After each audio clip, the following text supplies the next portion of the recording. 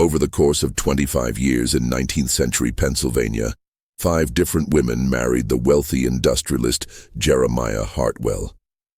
Each bride was intelligent, healthy, and full of life when she entered his grand mansion on Beacon Hill. But one by one, every single wife suffered the exact same horrifying fate. Complete mental breakdown within months of living in the master bedroom suite. The pattern was so consistent, so methodical, that when the truth finally emerged in 1835, it would shock not just Millbrook County, but the entire state of Pennsylvania. What authorities discovered wasn't coincidence or family curse, but something far more sinister. A deliberate conspiracy that had been destroying women's minds for decades. Tonight, we uncover the terrifying truth about what really happened in that mansion, and how one man systematically drove 5 wives to madness using methods so calculated that even today, they chill the blood. Before we continue with the story of Jeremiah Hartwell and his tragic wives, make sure to subscribe to our channel and let us know in the comments what state you're listening from. You might be surprised how close these dark events happened to your own home. The events that would shock Pennsylvania began in the prosperous town of Millbrook, nestled in the coal-rich valleys southwest of Pittsburgh. By 1820, the Industrial Revolution had transformed this once quiet farming community into a bustling center of commerce, with smoke-belching factories lining the Monongahela River and newly wealthy families building grand mansions on the surrounding hills. Jeremiah Hartwell arrived in Millbrook in 1821, an ambitious young man of 25 with a keen eye for opportunity. Unlike many industrialists of his era who inherited their wealth, Hartwell had clawed his way up from modest beginnings in rural Ohio. His father had been a blacksmith, and Jeremiah had learned early that success required both intelligence and ruthless determination. Within 5 years of his arrival, he had established the Hartwell Iron Works, specializing in the production of railroad components that were desperately needed as America expanded westward.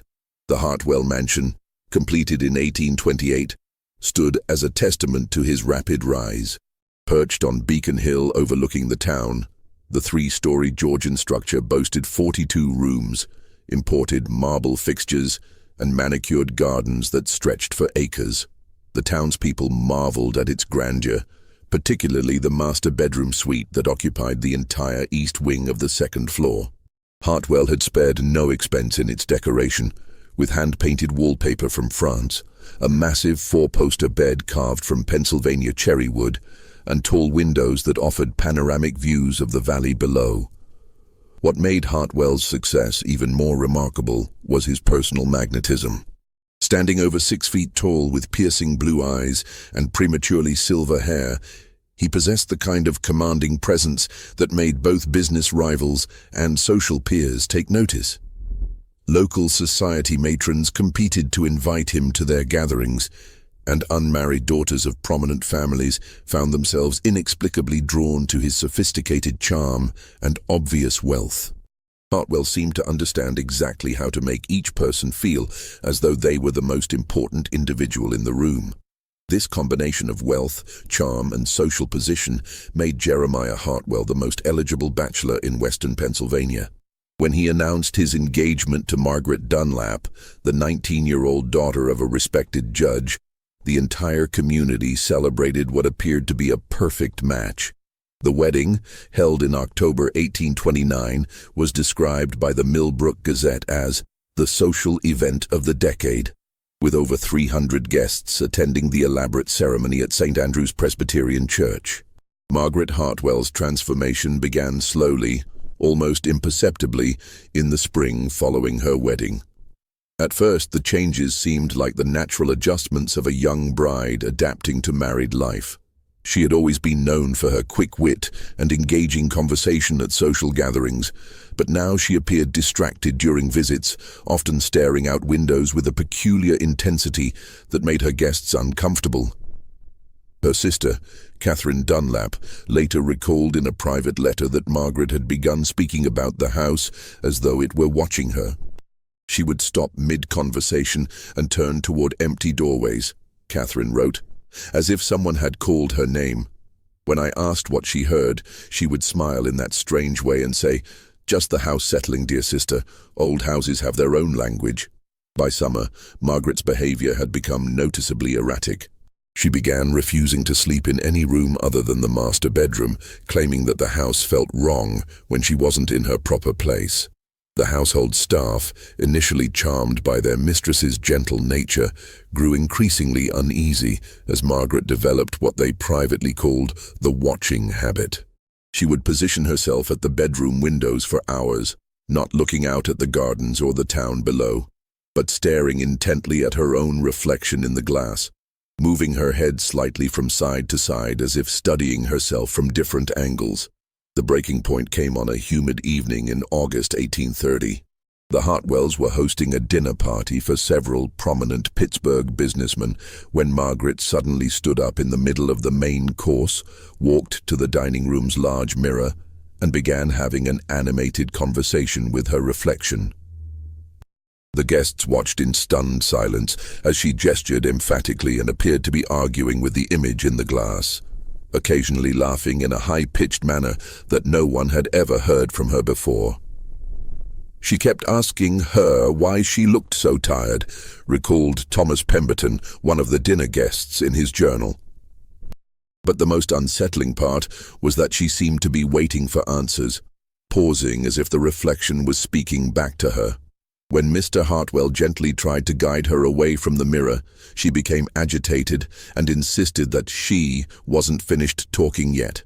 That night, according to the testimony of Sarah Quinn, the head housekeeper, Margaret was found at 3 a.m. standing in the master bedroom, completely naked, methodically tearing down the French wallpaper strip by strip. When Sarah entered the room, Margaret turned with a serene smile and explained that she needs to see what's underneath. The walls, when fully exposed, revealed nothing but standard plaster and wooden laths. But Margaret nodded with satisfaction, as if she had uncovered some crucial secret. Dr. Harrison Henley, the family physician, was summoned the following morning. His examination revealed a physically healthy 20-year-old woman who appeared to be suffering from what he termed severe nervous exhaustion, complicated by obsessive melancholia. In his notes, which would later become crucial evidence, Dr. Henley wrote, "Mrs. Hartwell demonstrates an unusual fixation with mirrors and reflective surfaces, coupled with an insistence that her reflection is somehow separate from herself. Most disturbing is her absolute certainty that this other self provides her with information about the house and its history." Within 2 weeks, Margaret's condition had deteriorated to the point where she required constant supervision. She had become convinced that mirrors throughout the house contained messages that only she could interpret, and she spent her days moving from reflection to reflection, carrying on detailed conversations with what she called the other Margarets. When family members tried to cover the mirrors, she became violently agitated, scratching at the cloth coverings until her fingernails bled. The final incident occurred on September 15, 1830. Margaret somehow managed to gather every mirror, piece of polished silver, and reflective surface in the mansion into the master bedroom. She arranged them in a complex pattern around the room, then spent the entire night in what the housekeeper described as a conference with her other selves. By morning, she had lost the ability to recognize anyone, including her husband, and spoke only to the reflections, which she insisted were her real family. Dr. Henley, after consulting with colleagues in Philadelphia, made the difficult recommendation that Margaret be committed to the Pennsylvania Hospital for the Insane. On a gray October morning, as autumn leaves swirled around the Hartwell mansion, Margaret was led away in a closed carriage, still calling over her shoulder to tell the others, "I'll be back soon." She would spend the remaining 43 years of her life in that institution, never recovering her sanity and never ceasing to search for mirrors in her restricted room. The commitment of Margaret Hartwell sent shockwaves through Millbrook's social elite, but the community's response revealed the complex attitudes toward mental illness that characterized the 1830s. While some whispered about hereditary madness or moral failings, most of the town's prominent families rallied around Jeremiah, viewing him as a tragic figure whose promising marriage had been destroyed by forces beyond his control. The prevailing medical wisdom of the era attributed female mental illness to a variety of causes, ranging from excessive reading to disruption of natural feminine roles. Dr. Henley's official report, submitted to the county authorities, cited Margaret's condition as likely resulting from overstimulation of the nervous system due to the sudden elevation in social position and domestic responsibilities. This explanation satisfied most observers as it aligned with common beliefs about the delicate nature of the female constitution. For 3 years following Margaret's commitment, Jeremiah Hartwell lived as a reclusive widower, maintaining his business interests but avoiding social gatherings.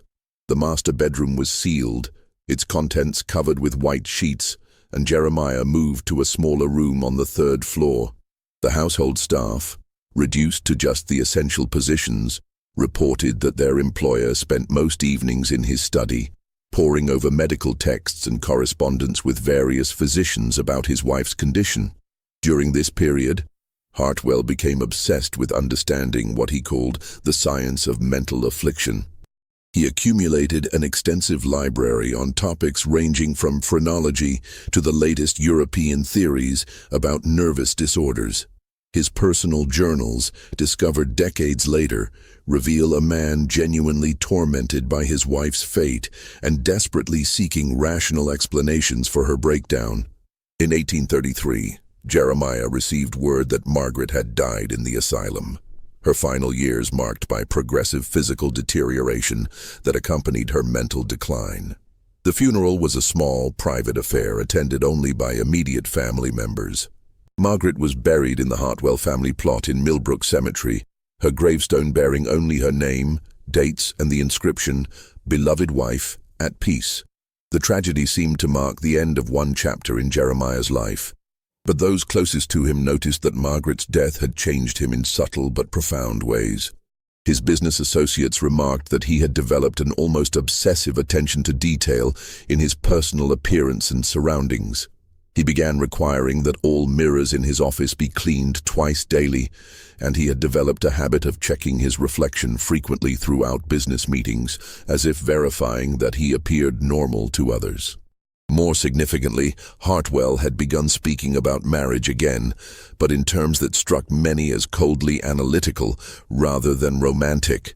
He would discuss the requirements of a suitable wife with the same methodical approach he applied to business negotiations, creating what he called compatibility assessments for potential candidates.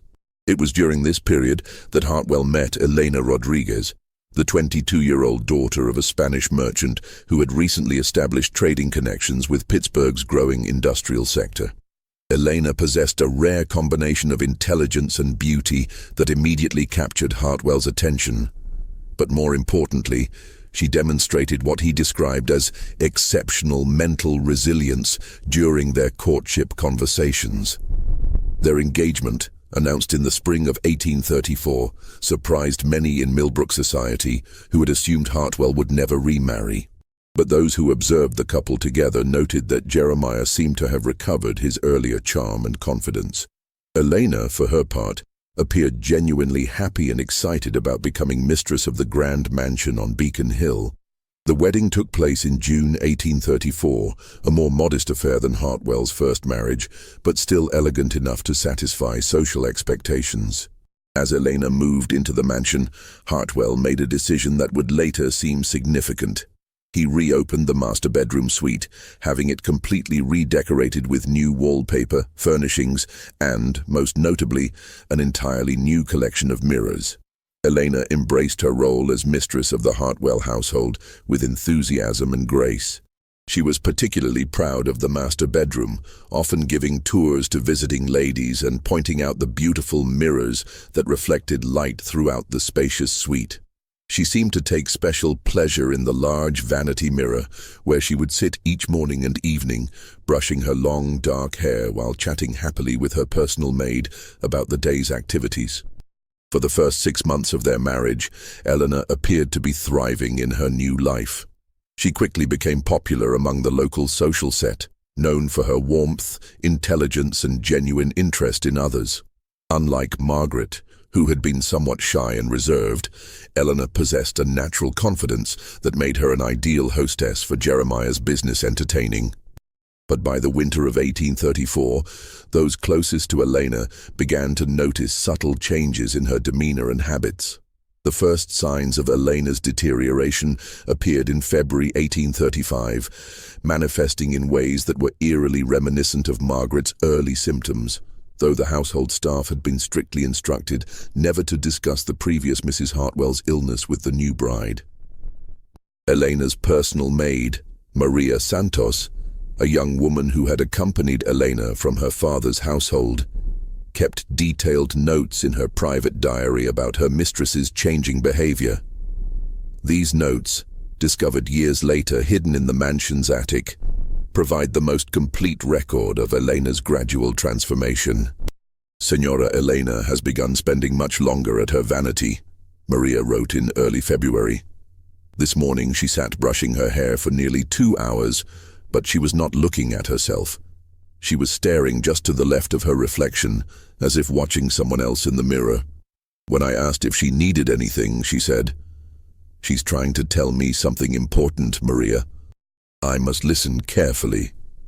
By March, Elena had developed what she called mirror conversations, though she insisted they were different from simply talking to herself. According to Maria's accounts, Elena would position herself before various mirrors throughout the house and engage in what appeared to be dialogues, pausing to listen and responding to unheard questions or comments. Unlike Margaret's agitated interactions with her reflection, Eleanor's conversations seemed pleasant and informative. "She tells me things about the house that I never knew," Elena confided to Maria one afternoon. "About the previous family who lived here, about the secrets hidden in the walls. She's very knowledgeable about household management too. She's given me excellent advice about organizing the staff schedules."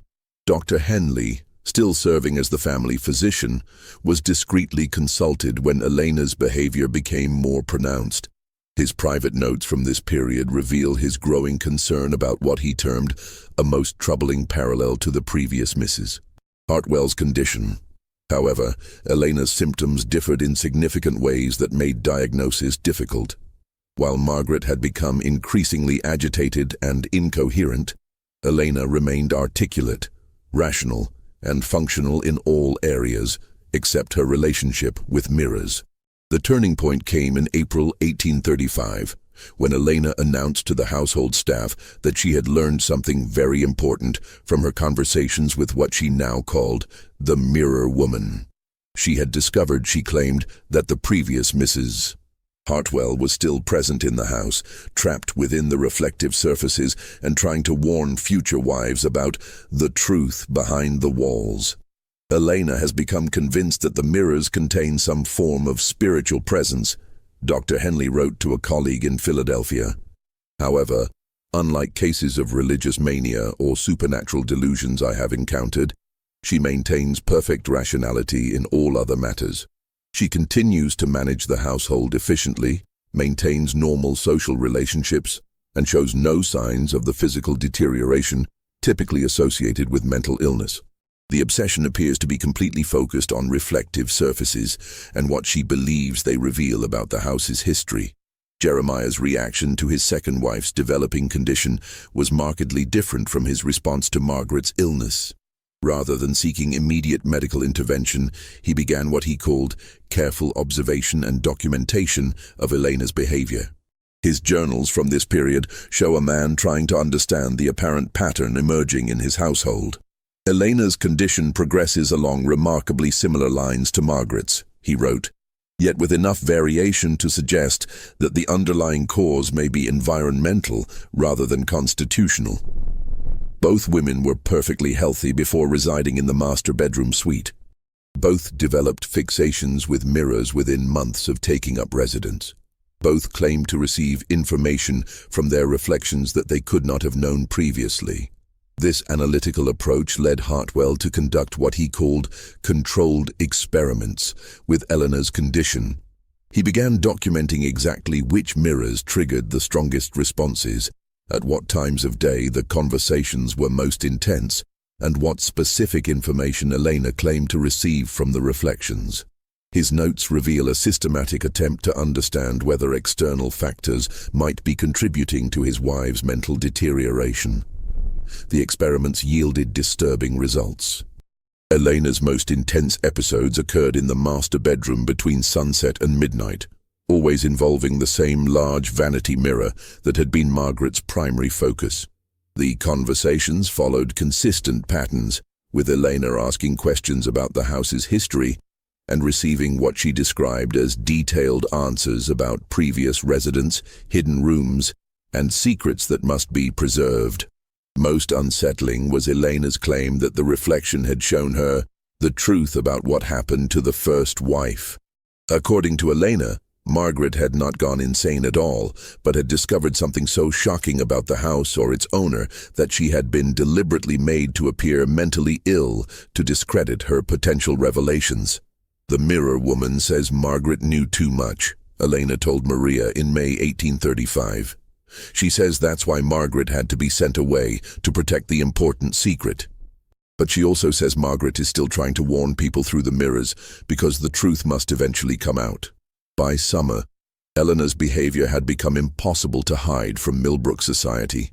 She had begun refusing to attend social gatherings unless the host's home contained mirrors where she could check with her advisor about appropriate conversation topics. When forced to attend mirror-free events, she became anxious and distracted, often excusing herself early to return home to her consultations. The situation reached a crisis point in August 1835, when Elena announced to Jeremiah that she had learned something that would change everything about their marriage and his position in the community. Elena's revelation came on a stifling August evening when the summer heat seemed to press against the mansion's windows like living thing. Jeremiah found his wife in the master bedroom, seated before the vanity mirror. But this time she was not engaging in her usual animated conversations. Instead, she sat perfectly still, her hands folded in her lap, staring at her reflection with an expression of profound sadness. "She has shown me the truth about this house," Eleanor said without turning away from the mirror. "About what you do to women who live in this room, Jeremiah, about why Margaret really went insane." According to Jeremiah's journal entry from that evening, Elena then revealed a series of allegations that left him stunned. She claimed the mirror woman had shown her hidden passages within the walls, secret rooms where previous occupants had been kept against their will, and evidence of what she termed medical experiments conducted on unwilling subjects. Elena has constructed an elaborate fantasy involving secret chambers and clandestine activities, Jeremiah wrote. She insists that Margaret discovered evidence of these alleged crimes and that her mental breakdown was artificially induced to silence her. Most disturbing is her claim that the mirrors somehow contain memories of these events, accessible only to women who spend enough time in the master bedroom. But Elena's accusations went beyond vague conspiracy theories. She provided specific details about the mansion's construction, claiming the mirror woman had revealed the existence of hidden passages that connected the master bedroom to unused sections of the house. She described elaborate monitoring systems built into the walls, and most shocking of all, she alleged that Jeremiah had been systematically drugging his wives with substances designed to cause hallucinations and mental confusion. "The medicine you give me for my headaches," Eleanor confronted her husband that night. "It's not medicine at all, is it? She showed me what it really does, how it makes women see things that aren't there, how it makes them appear insane to outside observers." Jeremiah's response to these accusations was swift and decisive. The next morning, he consulted with Dr. Henley about Eleanor's rapidly deteriorating mental condition, emphasizing the paranoid delusions and conspiracy theories that had replaced her earlier benign conversations with mirrors. Dr. Henley, already concerned about the parallels to Margaret's case, agreed that Eleanor posed a potential danger to herself and others. Mrs. Hartwell has developed a systematic delusional structure that mirrors the earlier case in disturbing ways, Dr. Henley noted. Her insistence on hidden passages and secret activities suggests a complete break from reality, possibly exacerbated by the isolation and stress of managing a large household. I fear that without immediate intervention, she may progress to the violent episodes that characterize the final stages of the first Mrs. Hartwell's illness. But Eleanor was not ready to be quietly committed to an asylum. Over the next several days, she began what she called her investigation, systematically examining the mansion's walls for the hidden passages the mirror woman had described. She recruited Maria and several other household staff members, convincing them to help search for loose panels, hollow spaces, and concealed doorways. The search yielded unexpected results. Behind a wardrobe in the master bedroom, Maria discovered a section of wall that sounded hollow when tapped. Further examination revealed a narrow panel that, when pressed, swung inward to reveal a cramped passage running between the walls. The passage, barely wide enough for a person to squeeze through, appeared to connect several rooms on the second floor, and contained what Eleanor described as observation ports. Small holes that allowed someone in the passage to see into the bedrooms without being detected. The mirror woman was right, Eleanor told Maria triumphantly. The passages are real, just as she said they would be. If this part of her story is true, then everything else must be true as well. The discovery of the hidden passages sent shockwaves through the household staff, but their impact on Jeremiah was even more profound. His journal entries from this period show a man struggling to maintain control of a situation that was spiraling beyond his ability to manage through conventional means. Elena's delusions have led to the discovery of architectural features I was unaware existed in my own home, he wrote. The previous owner made no mention of these passages during the property transfer, and I can only assume they were constructed for purposes I cannot fathom. However, Elena's interpretation of their significance has become completely divorced from rational explanation. She now views every aspect of the house's design as evidence of a vast conspiracy directed against women in general, and wives in particular. As word of Elena's discoveries spread through Millbrook's gossip networks, Jeremiah found himself facing questions he could not adequately answer. Why hadn't he known about the passages? What was their original purpose? Most importantly, how could he explain the disturbing coincidence that both of his wives had developed nearly identical forms of mental illness focused on the same bedroom and the same mirrors? The pressure intensified when Elena's father, concerned about reports of his daughter's behavior, arrived from Pittsburgh for an unannounced visit. Don Carlos Rodriguez was a shrewd businessman who had not built his trading empire by accepting convenient explanations for inconvenient problems. His meeting with Elena revealed a woman who appeared perfectly rational, except for her insistence on the mirror woman's revelations, and his subsequent conversation with Jeremiah raised questions that demanded immediate answers. My daughter claims she has discovered evidence of criminal activity in your household, Don Carlos informed Jeremiah during a tense evening meeting. She also alleges that her mental condition is being artificially induced through medications administered without her knowledge. These are serious accusations that cannot be dismissed simply because they originate from someone whose sanity is questioned. Just when we thought we'd seen it all, the horror in the Hartwell mansion intensifies. If this story is giving you chills, share this video with a friend who loves dark mysteries, hit that like button to support our content, and don't forget to subscribe to never miss stories like this. Let's discover together what happens next, as the truth behind Five Wives' madness finally begins to emerge. The confrontation between Don Carlos and Jeremiah Hartwell took place in the mansion's library, a room notably devoid of mirrors or reflective surfaces. Elena had insisted on being present, claiming she needed to consult with her advisor before making any important decisions about her future. When informed that no mirrors were available in the library, she became agitated and requested that a hand mirror be brought to the meeting. I cannot discuss important matters without her guidance, Elena insisted. She knows things about this house and its history that no one else understands. She has been trying to protect me, just as she tried to protect Margaret. Don Carlos's reaction to his daughter's behavior was markedly different from the responses of previous observers. Rather than dismissing Elena's claims as delusional, he began asking specific questions about the information she claimed to receive from the mirror woman. His approach revealed details that had not emerged during Dr. Henley's medical examinations. "Tell me exactly what this mirror woman has revealed about the house's previous occupants," Don Carlos requested. Elena's response provided information that should have been impossible for her to know. Detailed descriptions of the mansion's original owner, specific architectural features that predated Jeremiah's ownership, and most disturbing of all, accurate information about financial transactions and business dealings that had occurred before her arrival in Millbrook. Jeremiah's attempts to explain these revelations as coincidence or lucky guesses were undermined by Elena's continued accuracy. She described business associates Jeremiah had never mentioned to her, detailed his private correspondence with investors, and most shocking of all, provided accurate accounts of conversations that had taken place in the library years earlier, before she had ever set foot in the house.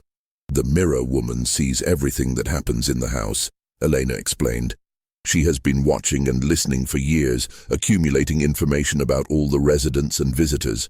She knows about the secret business arrangements, the hidden financial records, the real reason Jeremiah chose this particular house for his residence." As Elena continued her revelations, a pattern emerged that transformed the investigation from a medical case to a criminal inquiry.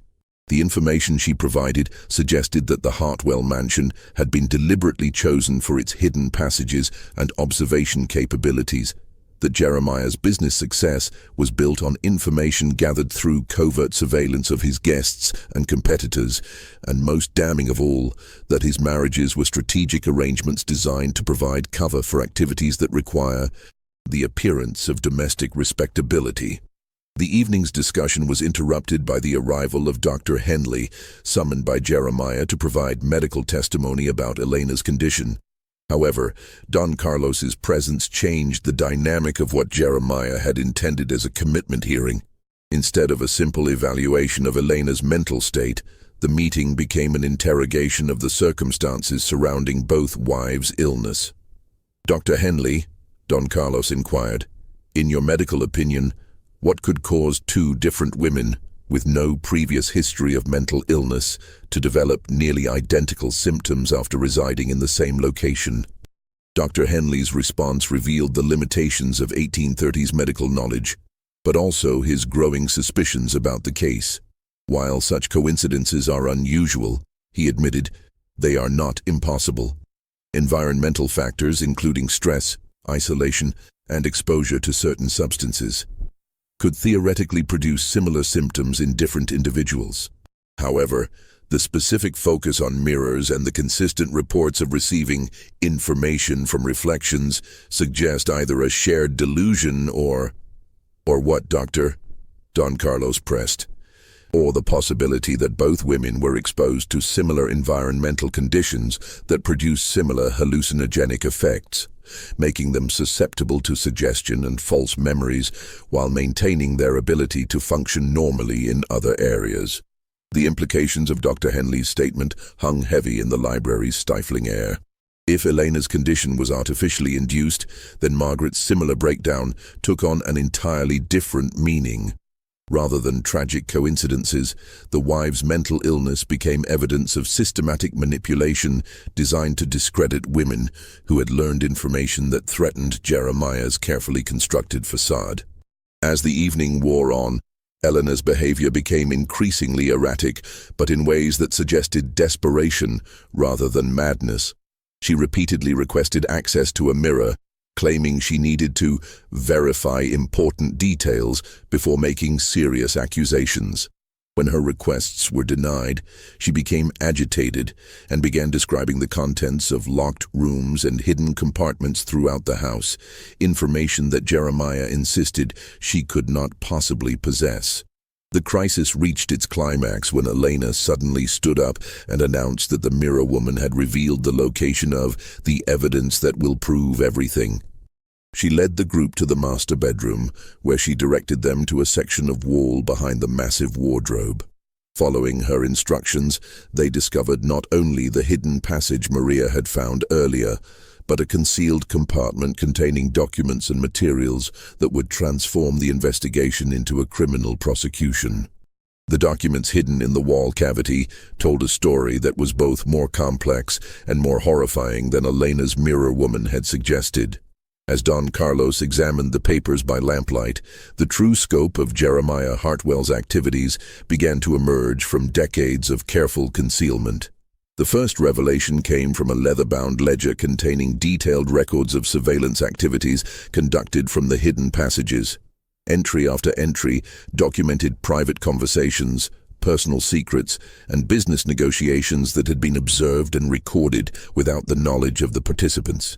The entries, written in Jeremiah's distinctive handwriting, revealed how he had used this information to manipulate business deals, blackmail competitors, and gain advantages in financial negotiations. March 15, 1829, Senator Patterson discussed railroad route plans in drawing room with associates.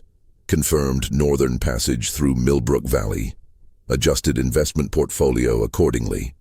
June 3, 1829, Judge Dunlap revealed his gambling debts to his wife in their bedroom conversation. Excellent leverage for upcoming court cases involving the iron works. But the surveillance activities were only the beginning of what the hidden documents revealed. A second collection of papers, wrapped in oilcloth and tucked beneath loose floorboards, contained correspondence with a Dr. Heinrich Zimmermann, a German physician who had been conducting what he called experimental treatments for female hysteria at private institutions throughout Pennsylvania. Dr. Zimmermann's letters, written in a mixture of English and German, described a systematic program designed to induce controlled mental instability in women who posed threats to their husbands' interests. The treatments involved carefully measured doses of various substances, including mercury compounds, laudanum derivatives, and plant extracts that produced hallucinations and disorientation while leaving patients physically functional.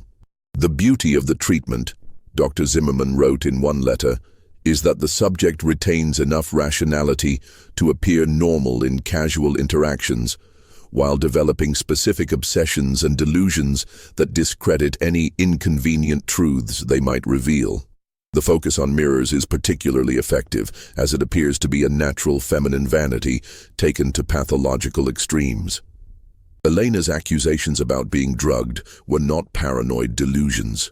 They were accurate descriptions of a systematic poisoning program designed to drive her insane while maintaining the appearance of natural mental illness. The headache medicine Jeremiah provided contained carefully measured doses of substances that produced visual hallucinations, particularly when combined with the stress of isolation and the psychological pressure of living under constant surveillance. Margaret Hartwell had not suffered a tragic mental breakdown.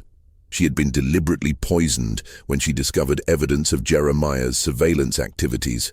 Her increasingly erratic behavior was the result of drugs that made her see disturbing images in mirrors, while her attempts to communicate what she had learned were dismissed as the ravings of a mad woman. The most chilling discovery came from a final set of documents that revealed the true scope of Jeremiah's plans. He had not simply been conducting surveillance and blackmail from his mansion. He had been operating what amounted to a private intelligence network, using his social position and business connections to gather information for clients throughout Pennsylvania's political and business elite. The mansion's hidden passages weren't just spy holes.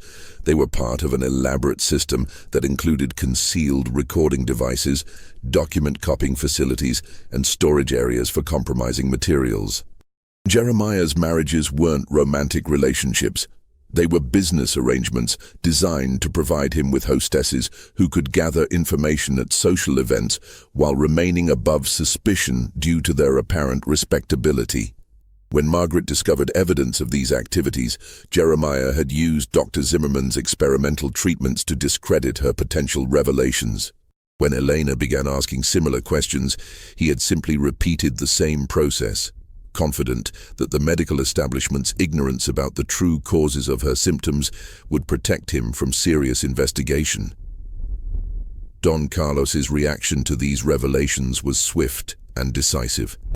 As a successful businessman with political connections throughout western Pennsylvania, he understood immediately that the documents represented evidence of criminal conspiracy on a massive scale. More importantly, he recognized that his daughter's life was in immediate danger as long as she remained in Jeremiah's control. "Elena will be leaving this house tonight," he informed Jeremiah, "and she will be taking these documents with her as evidence for the authorities. Dr. Henley, I assume you will be revising your medical opinion regarding my daughter's condition in light of this evidence." Dr. Henley's response revealed the ethical crisis facing medical professionals confronted with evidence that their patients had been systematically poisoned by people they trusted. "If these documents are authentic," he said slowly, "then both Mrs. Margaret Hartwell and Mrs. Elena Hartwell were victims of deliberate poisoning designed to simulate mental illness. Mrs.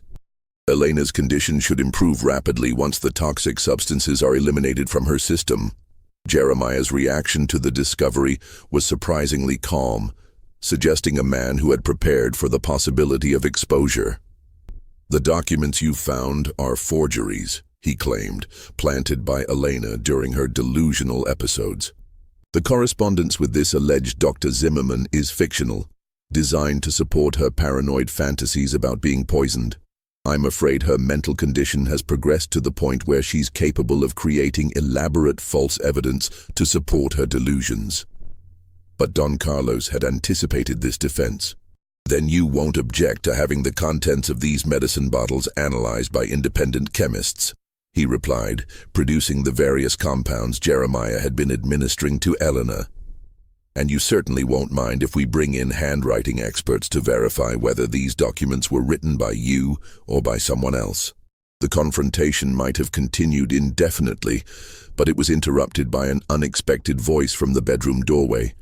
Sarah Quinn, the head housekeeper who had served the Hartwell family for over a decade, stepped into the room with an expression of grim determination. "I can't stay silent any longer," she announced. "I've watched two good women destroyed by what happens in this house, and I won't watch it happen to others. Mr. Rodriguez, your daughter is telling the truth about everything. I've seen the master administer the medicines, I've seen him using the passages to spy on guests, and I've seen what those treatments do to the ladies who live in this bedroom." Sarah's testimony provided the final piece of evidence needed to corroborate Elena's claims. As the head housekeeper, she had access to all areas of the mansion and had observed Jeremiah's activities over many years. More importantly, she had witnessed Margaret's deterioration and recognized the identical pattern beginning to emerge in Elena's behavior. "I prepared the medicines, Mr. Hartwell gave to both wives," Sarah confessed, her voice trembling with years of suppressed guilt. "He told me they were treatments prescribed by Dr. Henley. But I noticed they came from unmarked bottles that arrived through private correspondence. When I asked about them, Mr. Hartwell said they were experimental remedies from European physicians that weren't available through local apothecaries." Sarah's detailed account revealed the methodical nature of Jeremiah's deception. She described how he had gradually increased the dosages of the mysterious compounds, timing the administration to coincide with periods when the wives spent extended time in the master bedroom. She had observed both women's growing fixation with mirrors, their increasing isolation from friends and family, and their progressive inability to distinguish between reality and hallucination. "The most terrible part," Sarah continued, "was watching them try to tell people what they were experiencing, only to have everyone dismiss their words as madness. Mrs. Margaret kept insisting that someone was watching her through the walls, that her food tasted strange, that the mirrors showed her things that couldn't be real. Everyone said it was nervous hysteria, but I knew something was wrong when Mrs. Elena began describing exactly the same experiences." Dr. Henley's professional reputation hung in the balance as the full scope of his unwitting participation in Jeremiah's scheme became clear. The medicines he had prescribed for both women's headaches and nervous conditions had been replaced with Jeremiah's poisonous compounds, administered under the guise of legitimate medical treatment.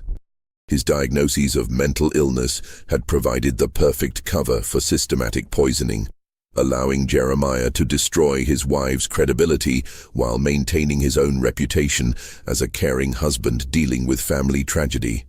"I need to examine Mrs. Elena immediately," Dr. Henley announced, his professional composure cracking under the weight of his realization. If she has been subjected to chronic poisoning with hallucinogenic compounds, there may be physical evidence that could support these allegations. More importantly, we need to begin treatments to counteract any substances still in her system. But even as the evidence mounted against him, Jeremiah Hartwell demonstrated the calculating intelligence that had made him successful in business and espionage. Rather than continuing to deny the accusations, he shifted to what appeared to be a confession designed to minimize his legal exposure. "You're correct that I have been conducting surveillance activities from this house," he admitted with calm deliberation. "The hidden passages were installed by the previous owner, a man with similar business interests who found them useful for gathering information about potential investors and competitors.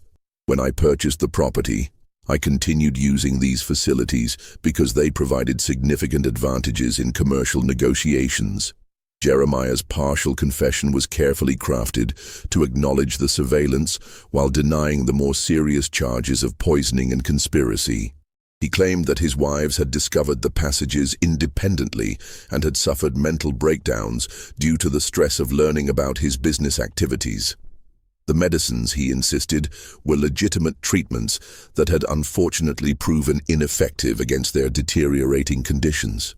"Margaret became obsessed with the idea that I was using the passages to spy on her personally," Jeremiah explained, "when in reality I was simply conducting necessary business intelligence gathering.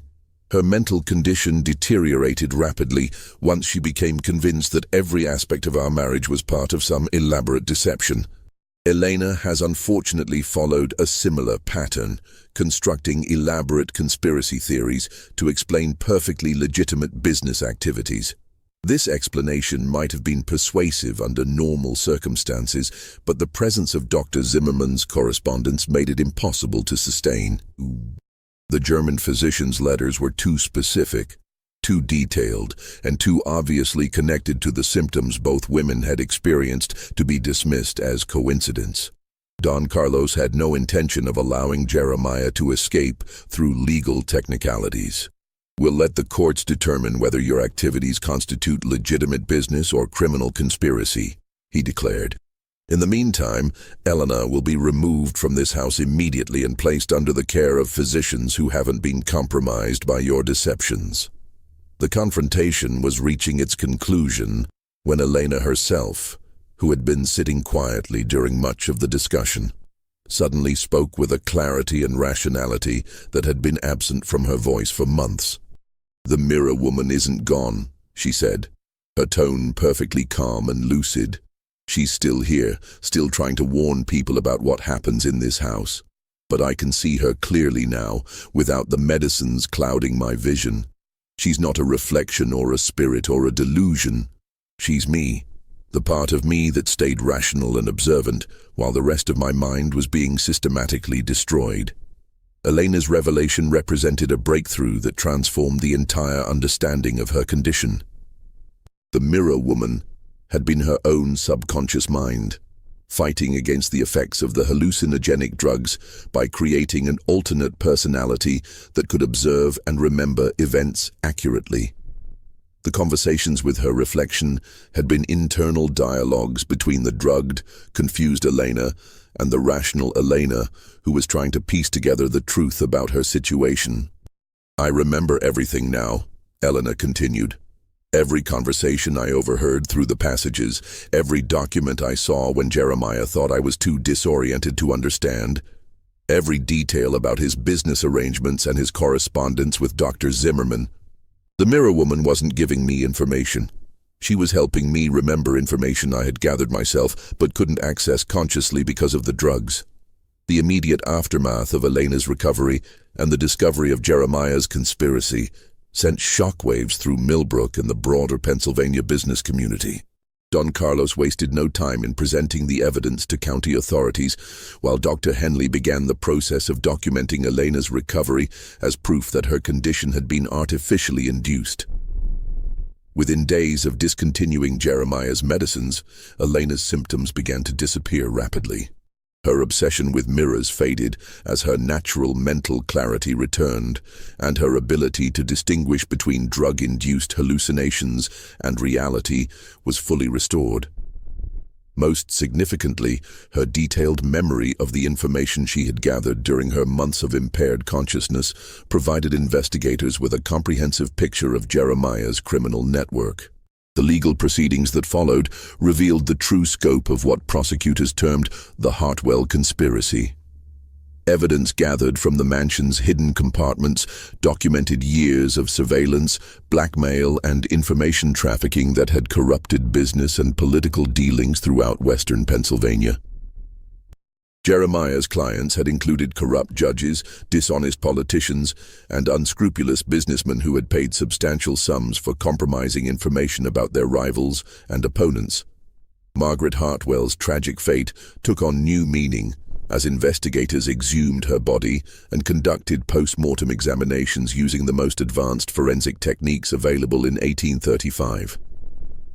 Traces of mercury and other toxic compounds found in her remains confirmed that she had died not from mental illness, but from the cumulative effects of systematic poisoning. Her death was reclassified from natural causes to homicide, making Jeremiah liable for murder charges in addition to conspiracy and fraud. The Pennsylvania Hospital for the Insane, where Margaret had spent her final years, cooperated with the investigation by providing detailed records of her condition and treatment. These documents revealed that Margaret had maintained periods of lucidity throughout her confinement, during which she had consistently claimed that her husband was poisoning women to hide his criminal activities.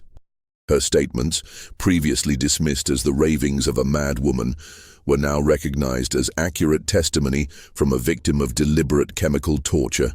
Sarah Quinn's decision to testify against her employer proved crucial to the prosecution's case. Her detailed knowledge of the household's daily operations, combined with her observations of both wives' deterioration, provided investigators with a timeline that correlated perfectly with the administration of Dr. Zimmerman's experimental compounds. Her testimony also revealed the existence of other potential victims, houseguests and business associates, who had reported strange symptoms after visiting the Hartwell mansion. Dr. Zimmerman himself was located in Philadelphia, where he had been conducting similar experiments on patients at a private asylum. His arrest led to the discovery of a broader network of physicians and businessmen who had been using medical treatments as weapons against inconvenient women throughout Pennsylvania and neighboring states. The scandal, dubbed the poisoning conspiracy by newspapers, eventually implicated dozens of prominent men who had used similar tactics to silence wives, daughters, and female business associates who threatened their interests. Jeremiah Hartwell's trial became one of the most sensational criminal proceedings in Pennsylvania history. The prosecution's case was strengthened by Elena's lucid testimony about her experiences, Sarah Quinn's detailed account of the household's operations, and the extensive documentary evidence found in the mansion's hidden compartments. Most damaging of all was Dr. Zimmerman's decision to cooperate with authorities in exchange for reduced charges, providing expert testimony about the effects of the compounds used to poison both wives. The defense attempted to portray Jeremiah as a victim of circumstances beyond his control, claiming that he had been manipulated by Dr. Zimmerman and other conspirators who had convinced him that his wives were genuinely mentally ill. This strategy failed when prosecutors presented evidence showing that Jeremiah had initiated contact with Dr. Zimmerman and had specifically requested treatments that would produce symptoms of insanity while leaving victims physically functional. The jury's verdict was unanimous.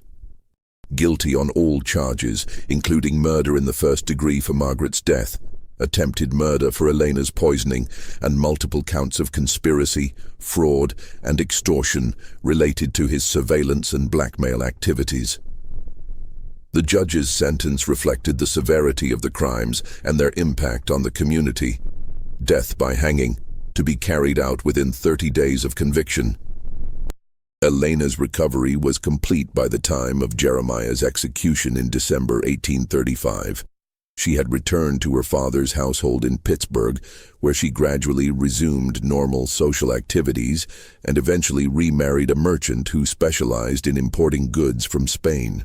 She lived a long and healthy life, but she never spoke publicly about her experiences in the Hartwell mansion beyond her testimony at the trial.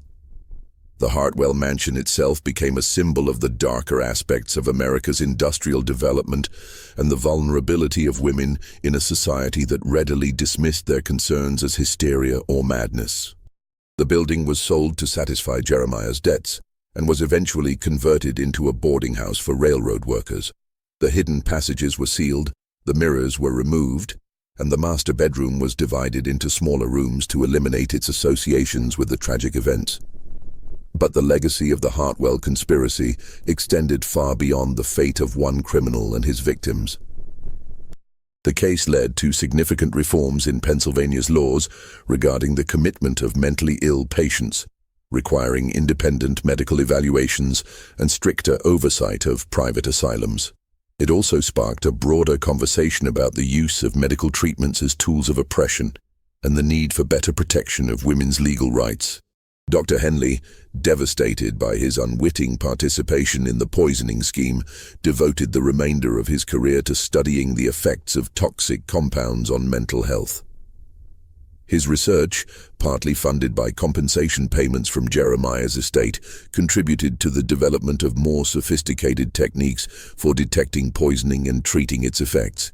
He also became an advocate for women's medical rights, arguing that female patients deserve the same quality of care and respect accorded to male patients. The discovery of Margaret and Eleanor's true fate raised disturbing questions about how many other women throughout America might have suffered similar treatment at the hands of husbands, fathers, or guardians who found it convenient to have them declared insane. Historical records from the period suggest that the Hartwell case was not an isolated incident, but rather one example of a broader pattern of medical abuse that may have claimed hundreds or thousands of victims whose stories were never investigated. The case also highlighted the importance of believing women who reported unusual or disturbing experiences, even when their accounts seemed improbable or contradicted conventional wisdom. Margaret and Eleanor's insistence that they were being watched, drugged, and manipulated had been dismissed as symptoms of mental illness, when in fact they were accurate descriptions of the crimes being committed against them. Today, the site of the original Hartwell mansion is occupied by a small park in what is now the Pittsburgh metropolitan area. A historical marker installed in 1985, exactly 150 years after Jeremiah's execution, commemorates the victims of the poisoning conspiracy and serves as a reminder of the importance of protecting vulnerable individuals from those who would exploit their trust and authority. The marker's inscription reads simply, "In memory of Margaret Dunlap Hartwell, Elena Rodriguez Hartwell, and all victims of medical abuse. Their courage in seeking truth despite overwhelming obstacles helped establish important legal protections that continue to safeguard patients' rights today. This mystery shows us how easily the vulnerable can be victimized by those in positions of trust and authority, and how crucial it is to listen carefully when someone reports that their reality doesn't match what others expect them to experience." What do you think of this story? Do you believe everything was revealed, or might there have been other victims whose stories were never uncovered? Leave your comment below. If you enjoyed this tale and want more horror stories like this, subscribe, hit the notification bell, and share with someone who loves mysteries. See you in the next video.